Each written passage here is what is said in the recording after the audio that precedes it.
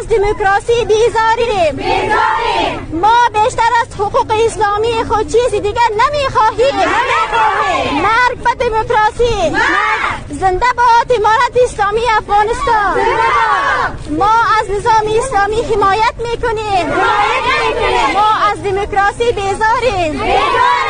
ما از نظام اسلامی حمایت میکنیم. ما از دموکراسی بیزاریم. ما بیشتر از حقوق اسلامی خود چیزی دیگر نمیخواهیم. مرگ به دموکراسی.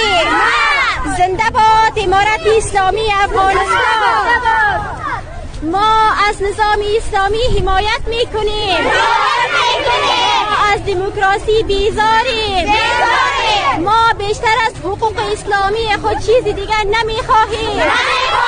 مرگ به دموکراسی. زنده باد امارت اسلامی افغانستان.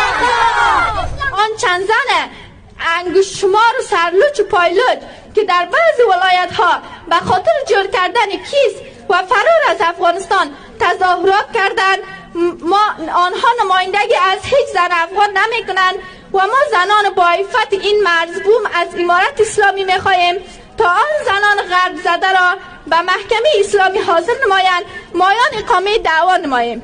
حق زن آزادی مطابق قواعد و قانونی که الله و پیامبرش دستور داده.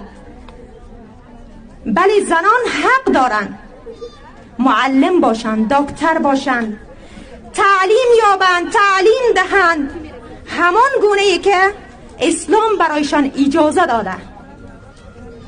زن اسلام پاکترین زن جهان است خواهرها. همین زن است که از دستشان از تعلیم و تربیه که برای اولادشان میته فیلسوف تربیه میشن، دکترا تربیه میشن، عالم و مفتی تربیه میشن. این زن است ما و شما را به دنیا آورده و این حق داره.